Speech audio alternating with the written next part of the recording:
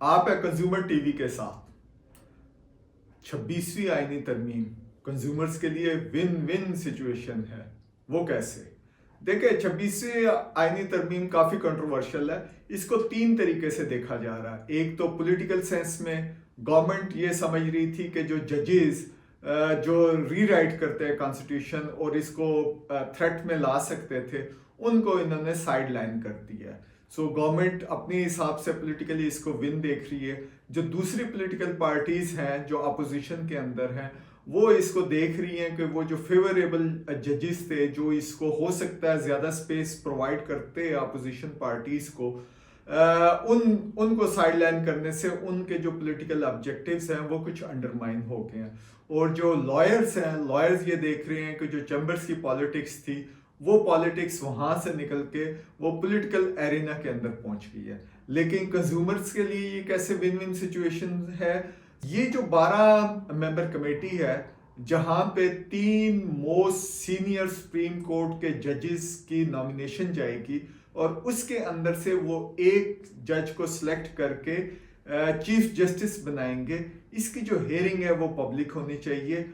ना सिर्फ इसकी हेयरिंग पब्लिक होनी चाहिए, बल्कि ये लाइव जानी चाहिए ताकि पता चले कि क्वेश्चन आंसर्स क्या हो रहे हैं, जिसमें कंज्यूमर्स जो हैं इस पूरी डिबेट के अंदर इन्वॉल्व होने चाहिए। दूसरा ये है कि ये जो 12 मेंबर कमेटी है, इसको एक क्राइटेरिया बनाना चाहिए कि कौन सा क्राइटेरिया होगा जिसके ऊपर ये चीफ जस्टिस को सिलेक्ट करेंगे।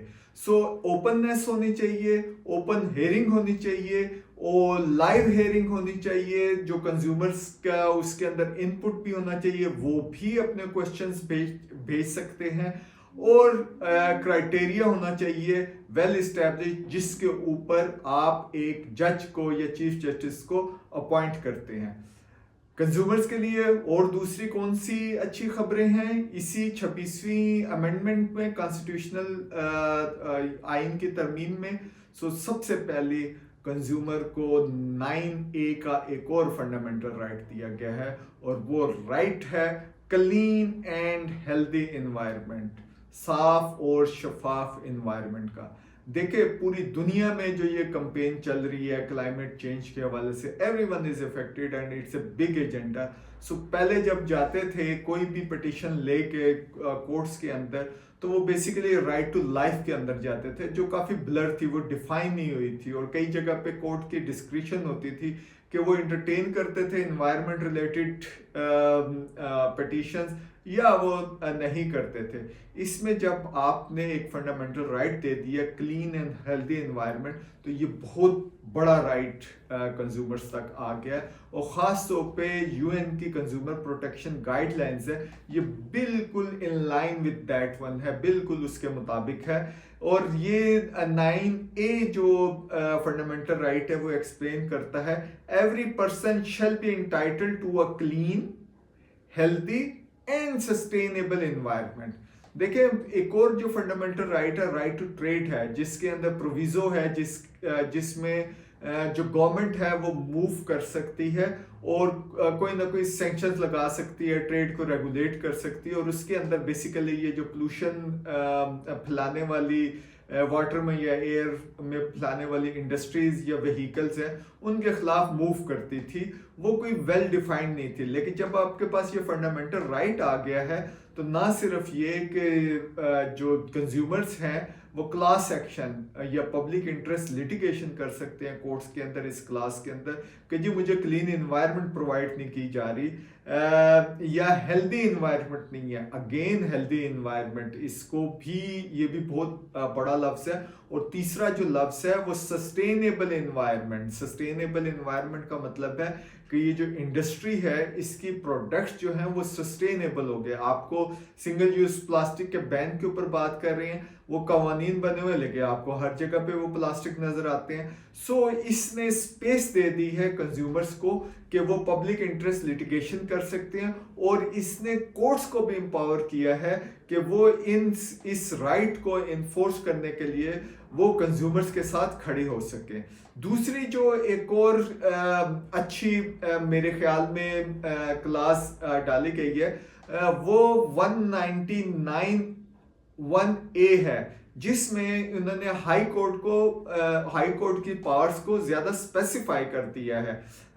मतलब उसमें उन्होंने कहा for the removal of doubt the high court shall not make an order और गिव डायरेक्शन और make a declaration on its own or in the nature of suo motu exercise of jurisdiction beyond the contents of any application filed under clause 1।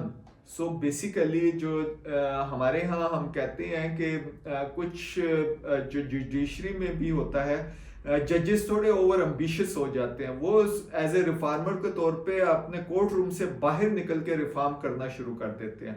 बहुत सारे पुराने honourable justice थे जो इस किस्म के काम भी किया करते थे। सो इसमें ये कहा गया कि वो फोकस होके जो प्रेयर की जाएगी या जो मांगा जाएगा उसी एप्लीकेशन के अंदर रहेंगे, वहां से इधर उधर नहीं जाएंगे। एक तो ये है कि ये जो आपकी अपीलों का जो सिस्टम है ये काफी स्ट्रक्चर्ड हो जाएगा। जैसे अभी हुई है कि लाहौर हाई कोर्ट के अंदर पिटीशन थी, वो ट्विटर बैन के ऊपर थी, लेकिन जो लॉयर थे जिन्होंने ये पिटीशन फाइल की थी, जो कौंसल थे, उन्होंने कहा जी ओवरऑल मीडिया की आज़ादी के ऊपर भी कर पाए। तो चीफ जस्टिस साहिबा ने उनको ये कहा कि अब भाई ये 199 के अंदर अमेंडमेंट हो गई है, सो आप इधर उधर न जाए। आपने ट्विटर बैन के ऊपर बात कर रहे हैं तो be focus on that one. So ये बहुत अच्छी चीज हो रही है। आई थिंक इसमें जो कोर्ट्स का टाइम जाया हो रहा है और टैक्स पेयर का मनी जाया हो रहा है, उसको स्ट्रीमलाइन करने में ये काफी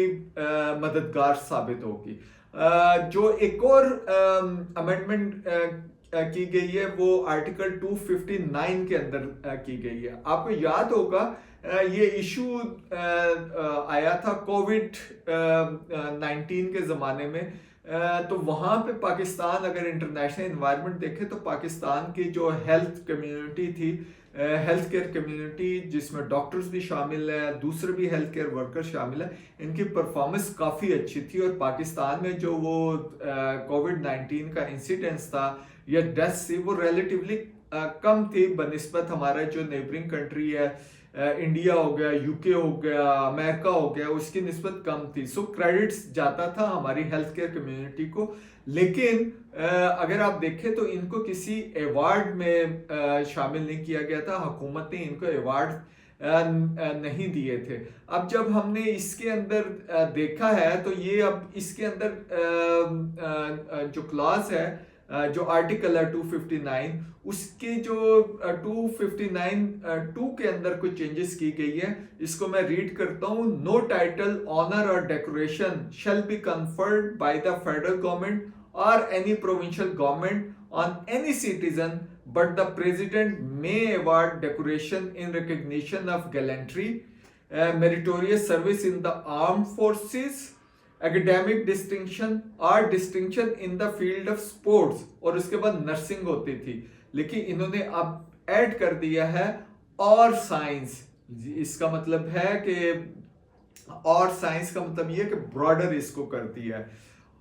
टेक्नोलॉजी जिसमें ये पेटेंट वगैरह आएंगे, इनोवेशंस वगैरह होगी, वहां पे भी लेके आए। आईटी की बहुत बड़ी फील्ड है, वहां पे लोगों को अवार्ड देने की जरूरत है जो अच्छा काम कर रहे हैं।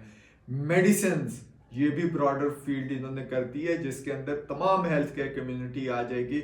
इसी तरह जो रिसर्च लोग कर रहे हैं मेडिसिन के सेक्टर के अंदर, उसके अंदर भी आप अवार्ड दे सकेंगे।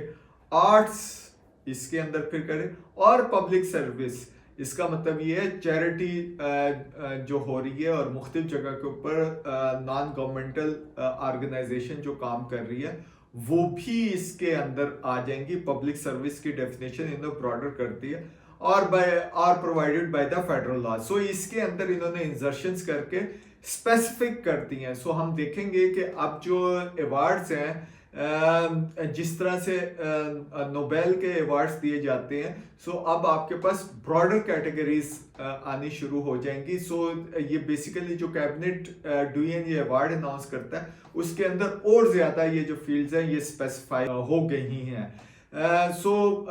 हमारे ख्याल में कंज्यूमर पर्सपेक्टिव से ये काफ़ी अच्छी चीज़ें हैं। लेकिन we are not going to stop here, हमें और डिमांड करनी चाहिए, और चीजें जो कंज्यूमर स्पेसिफिक आनी चाहिए। देखते रहिए कंज्यूमर टीवी।